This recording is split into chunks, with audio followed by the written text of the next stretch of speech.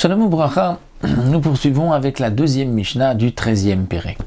Comme nous l'avons vu dans la première Mishnah, dans ce Pérek, nous allons voir deux points sur lesquels Hanan, qui était un des juges de l'époque à Yerushalayim, Hanan et Admon. Hanan était en marloquette avec les Chamim sur 2 points et Admon sur 7 points. Donc là, dans cette deuxième Mishnah, nous allons voir le deuxième point sur lequel Hanan était en marloquette avec les Chachamim. Alors il s'agit de Mishalach Lemdinatayam, quelqu'un qui est parti Lemdinatayam en outre-mer. Ve'amad Echad Pirnez et Ishto. Il y a eu une personne entre-temps qui, pris de pitié pour la femme de cet homme, s'est dit on ne va pas la laisser toute seule, elle n'a pas de quoi manger. Donc lui-même, de sa propre initiative, a donné de l'argent à cette femme pour qu'elle puisse manger. Ça peut être une tierce personne, une étrangère, ça peut être même, comme disait Mefarshim, son propre père à cette femme, qui a donc donné de quoi à manger à sa fille donc, ou à cette femme en attendant que le mari revienne. Alors Hanan nous dit Ibedet Maotav. Eh bien cet homme a perdu son argent. C'est-à-dire que lorsque le mari reviendra, il ne pourra pas réclamer l'argent qu'il a donné à sa femme, puisque le mari dira mais je ne t'ai pas dit de prêter, d'avancer l'argent et que je te payerai. Mais attention, si, dit le Barthénora, cette femme a emprunté de l'argent pour pouvoir manger et elle a dit j'emprunte et je te rembourserai, alors elle réclamera à son mari l'argent. C'est-à-dire cet homme qui a prêté l'argent réclamera à la femme et la femme réclamera à son mari. Elle peut réclamer à son mari.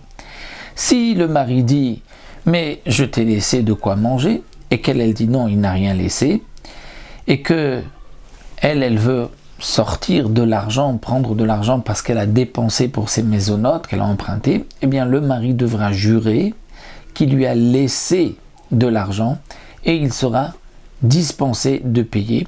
Et donc, cette femme ne pourra pas prendre l'argent de son mari puisque lui est dispensé, il a juré, et elle ne pourra pas rendre l'argent à celui qui a prêté puisqu'elle n'a pas d'argent. Donc c'est une dette qui restera, on l'a suspendue jusqu'au moment où elle deviendra veuve ou qu'elle divorce et qu'elle aura à ce moment-là de l'argent de Taktouba.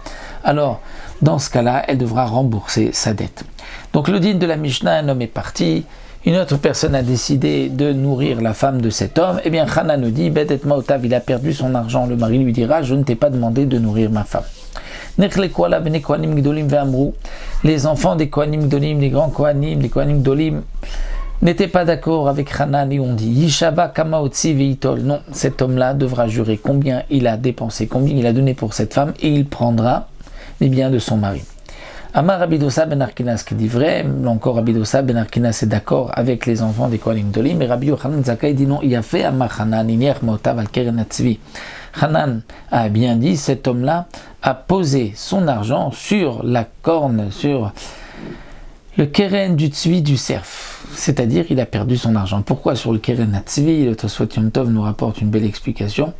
Il dit que le tzvi a l'habitude de courir très vite et très léger et qu'il ne pourra pas le rattraper. Donc c'est comme il a posé son argent sur ses cornes et puis le tzvi s'est enfui. Ou bien, encore une autre explication, c'est que le tzvi, le cerf a l'habitude de temps à autre à un certain moment, son teva, sa nature, et que ses cornes vont tomber.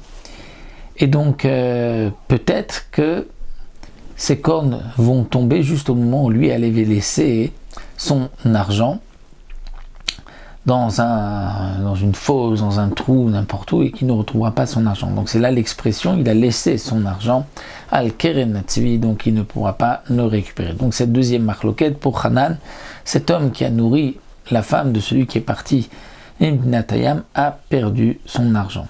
Donc cette femme devait, comme nous l'avons vu dans la Mishnah précédente, se tourner vers le Beddin et demander que l'on vende les biens de son mari pour qu'elle puisse manger. Voilà, nous avons fini avec les 2 points de Hanan et nous verrons les 7 points de Admon dans la prochaine Mishnah.